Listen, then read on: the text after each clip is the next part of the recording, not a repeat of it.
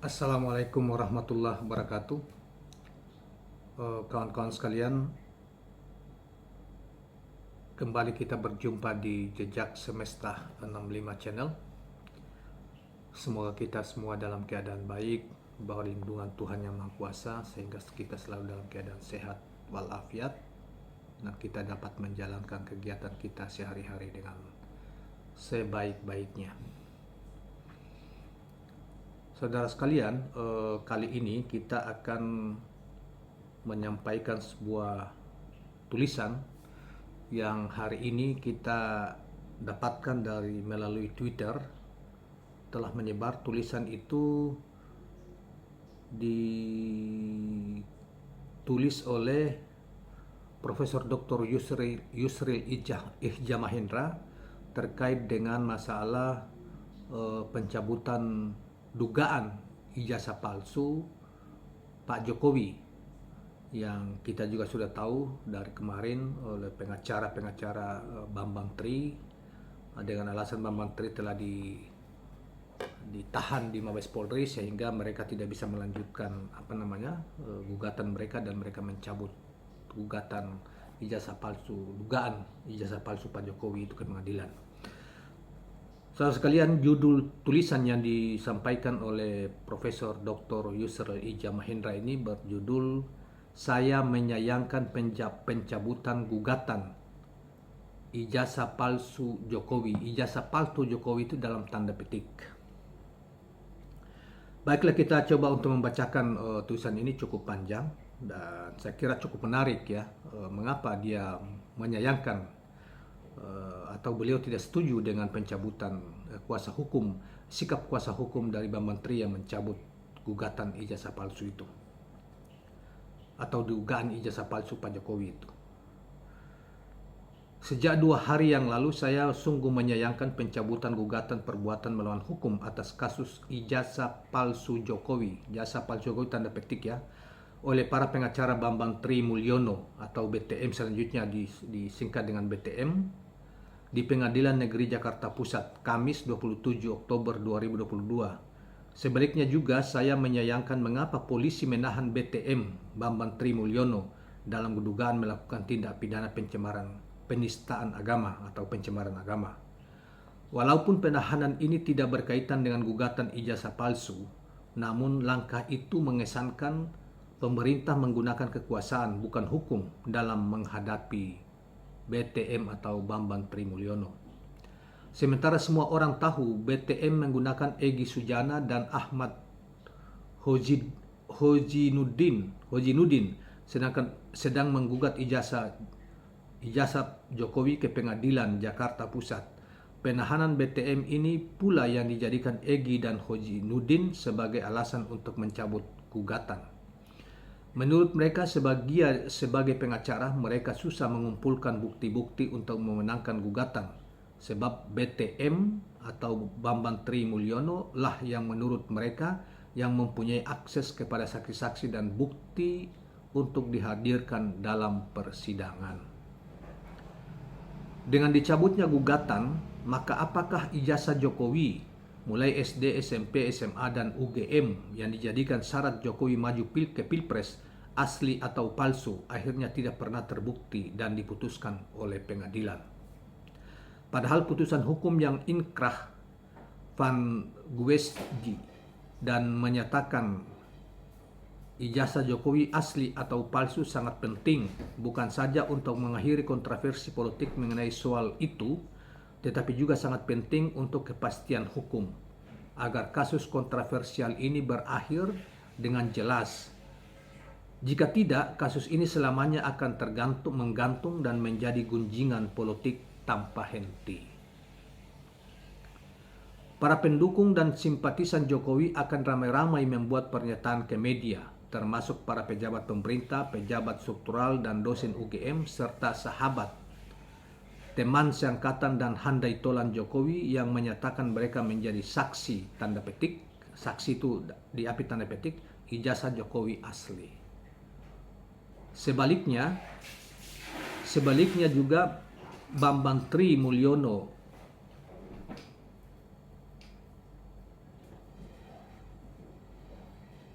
Bambang Tri ya, dan pendukungnya tidak akan pernah berhenti menggunakan media yang ada untuk terus melancarkan serangan bahwa Jokowi adalah penipu dalam tanda petik dan ijazahnya palsu dalam tanda petik dengan bukti-bukti versi mereka tentunya. Tetapi semua pernyataan itu hanyalah bagian dari pembentukan dan penggalangan opini belaka. Dari sudut hukum, pernyataan-pernyataan itu tidak ada bobot dan nilainya, kecuali keterangan itu diucapkan di bawah sumpah dalam sidang pengadilan yang terbuka untuk umum. Saya teringat suatu ketika ada sekelompok pengacara yang menamakan dirinya 100 pengacara reformasi, dipimpin Suhana Natawilana, menggugat keabsahan berhentinya Presiden Soeharto ke Pengadilan Negeri Jakarta Pusat. Mereka mendalilkan bahwa berhentinya Soeharto tanpa melalui MPR tidak sah. Akibatnya, kedudukan B.J. Habibie sebagai presiden menggantikan Soeharto juga tidak sah. Polisi zaman B.J. Habibie waktu itu tidak menangkapi Suhana dan kawan-kawan dengan macam-macam alasan pidana. B.J. Habibie juga berkata kepada saya, biar pengadilan memutuskan sah atau tidaknya Soeharto berhenti dan sah atau tidaknya dirinya menjadi presiden menggantikan Soeharto. B.J. Habibie berkata demikian kepada saya di Binagraha dalam kedudukan sebagai asisten saat ini Deputi Mensesnek yang melaporkan adanya gugatan itu. Saya sendiri dipanggil Pengadilan Negeri Jakarta Pusat untuk memberikan keterangan bagaimana proses berhentinya Soeharto dan bagaimana proses B.J. Habibie menggantikannya sebagai presiden. Kebetulan saya merupakan salah seorang saksi sejarah atas terjadinya peristiwa peralihan kekuasaan tahun 1998 itu. Setelah sidang berlangsung cukup lama, Pengadilan Negeri Jakarta Pusat akhirnya memutuskan menolak gugatan 100 pengacara reformasi. Dalam pertimbangan hukumnya, Pengadilan Negeri Jakarta Pusat menyatakan proses berhentinya Soeharto tanpa melalui MPR dan pengucapan B.J. Habibie sebagai presiden menggantikannya adalah sah menurut hukum. Saya bertanya kepada Suhana apakah akan banding. Dia bilang tidak, perkara selesai dan inkrah. Van Gewisdi. Akibat putusan itu, saya sempat mengolok-olok Ali Sadikin. Sekarang Pak Ali tidak bisa lagi ngomong Soeharto berhenti tidak sah. Ini sudah ada putusan pengadilan berkekuatan hukum tetap. Lagi pula, omongan seperti itu tidak ada gunanya. Kalau Pak Ali Sadikin masih tetap ngomong berhentinya Soeharto tidak sah, maka itu artinya Pak Harto masih tetap presiden. Kalau Pak Harto masih tetap presiden, beliau bisa berbuat apa saja terhadap anggota petisi 50. Apa begitu maunya Pak Ali? Tanya Yusril. Ali sedikit nampak merenung. Saya berpendapat adanya putusan pengadilan terhadap kasus kontroversial itu sangat penting agar ada kepastian hukum. Karena itu saya menyayangkan mengapa polisi menahan BTM atau Bambang Tri Mulyono. Walaupun dasar penahanannya seperti saya katakan tadi tidak berkaitan dengan gugatan ijazah palsu Jokowi. Tetapi kesan pemerintah main kekuasaan menghadapi BTM sulit dihindari. Lagi pula penahanan bahkan pemenjaraan tidak akan membuat BTM menjadi jerah. Kontroversi ijazah palsu Jokowi sudah diungkapkan BTM melalui bukunya Jokowi Undercover yang membuatnya masuk penjara. Setelah keluar penjara, BTM mulai lagi dengan serangan yang sama terhadap Jokowi. Satu-satunya cara mengalahkan BTM adalah dengan mengajukan bukti-bukti surat tertulis. Surat yaitu tertulis, rekaman, foto, dan sejenisnya. Keterangan saksi dan ahli di bawah sumpah yang memberikan keterangan dalam sidang yang terbuka untuk umum untuk membantah bukti-bukti yang diajukan oleh BTM dan para pengacaranya. Percayakan kepada majelis untuk menilai semua bukti yang diajukan oleh penggugat maupun tergugat dengan seluas-luasnya untuk akhirnya memutuskan gugatan dikabulkan atau ditolak. Dalam pertimbangan hukumnya, majelis tentu akan menemukan dasar-dasar hukum putusan dan menilai alat bukti yang dihadirkan penggugat dan tergugat dengan jernih dan mengambil putusan yang paling tepat dan dapat dipertanggungjawabkan. Kini penahanan BTM justru dimanfaatkan oleh BTM dan pengacaranya, Egy dan Hojinuddin, untuk dijadikan alasan mencabut gugatan. Alasannya,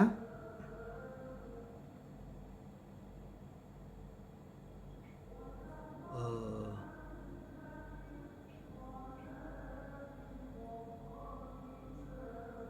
kita ada bergeser ini.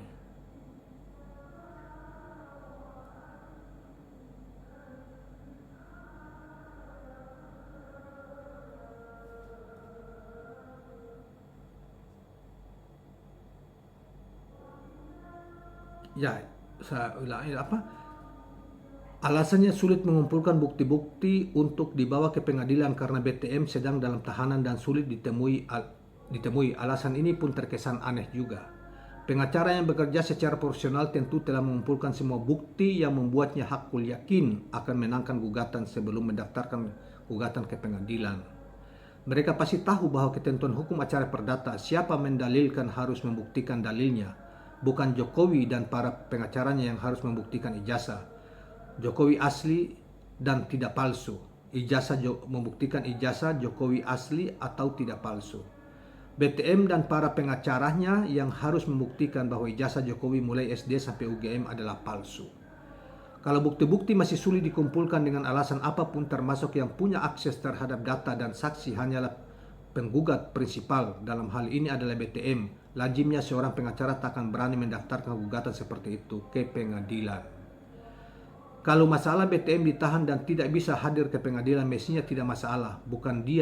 Bukankah dia sudah menunjuk Egy dan Hojinuddin untuk mewakili dirinya? Bahkan penahanan BTM justru bisa dimainkan Egy dan Hojinuddin untuk membangun opini di luar sidang untuk memperoleh dukungan moral, opini dan politik terhadap gugatannya. Walaupun opini seperti itu tidak boleh mempengaruhi hakim dalam mengadili suatu perkara, tetapi secara tidak langsung opini seperti itu tetap penting. Jadi saya juga bisa bertanya, apakah penahanan BTM hanya sebagai alasan untuk mencabut perkara ataukah memang sedari awal pengacaranya tahu bahwa bukti-bukti yang akan dihadirkan tidak di sidang nantinya kurang meyakinkan. Jadi pada hemat saya, mestinya polisi tidak usah menahan BTM ketika dia sedang mengajukan gugatan ijazah palsu Jokowi ke pengadilan. Biarkan persidangan berlangsung dan kita nanti putusan pengadilan apakah ijazah Jokowi palsu atau tidak. Sebaliknya, juga mestinya para pengacara BTM tidak mengemukakan alasan karena BTM ditahan, sulit mengumpulkan bukti-bukti dan kemudian mencabut gugatan. Sebagai pengacara mestinya mereka memberi advice kepada BTM agar meneruskan gugatan. Ibarat kata pepatah, berjalan harus sampai ke ujung, berlayar harus sampai ke tepi. BTM juga harus dengan ksatria menerima apapun putusan pengadilan nantinya. Gugatannya dikabulkan atau ditolak dengan segala implikasi. Begitu pula Pak Jokowi. Hukum sesungguhnya adalah mekanisme untuk menyelesaikan konflik secara adil, damai dan bermartabat. Kita tidak perlu berkelahi di jalanan atau saling serang-menyerang di media sosial tanpa berkesudahan. Bawa persoalan itu ke pengadilan dan biarkan hakim memberikan putusan yang adil.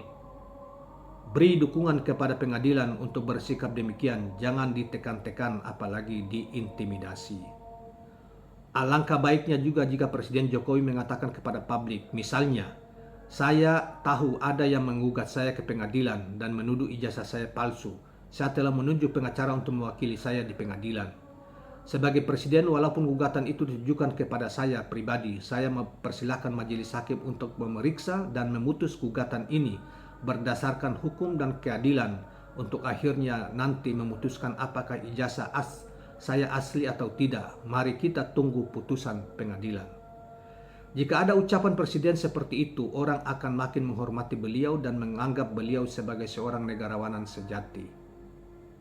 Tetapi sayang, BTM ditangkap dan dijebloskan dalam tahanan. Sayang pula Egy dan Hojinuddin mencabut gugatan yang telah dimasukkan ke persidangan itu.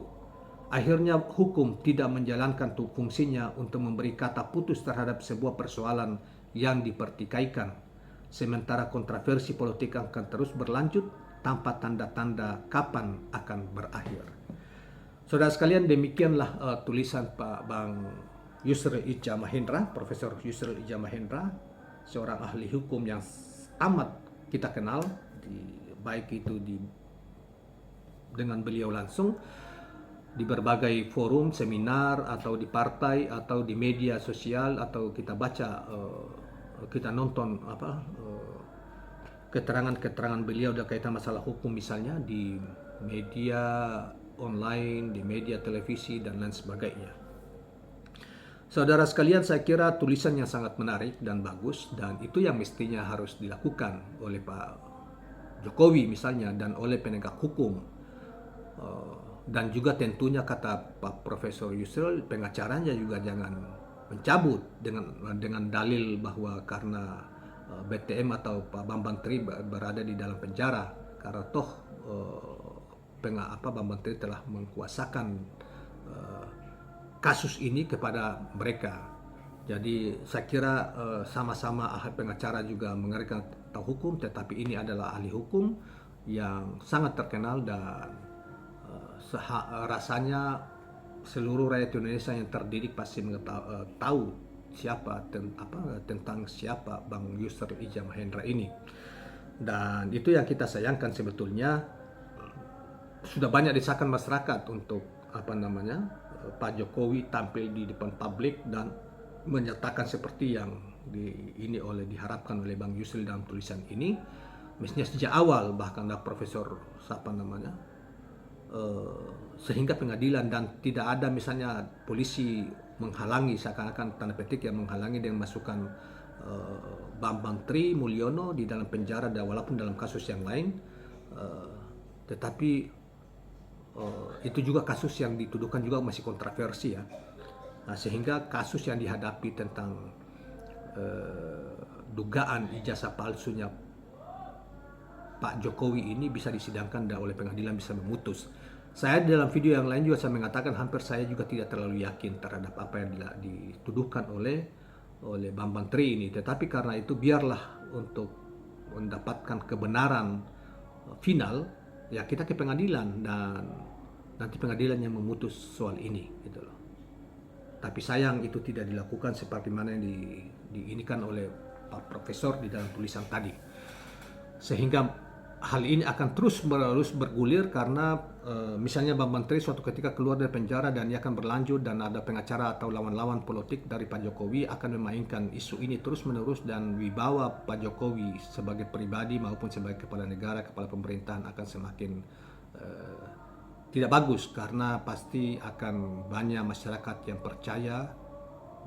percaya terhadap apa yang dikatakan oleh Bambang Tri, dan terutama mereka yang tidak mendukung Pak Jokowi di pencalonan presiden baik di periode pertama maupun kedua di pemilu 2018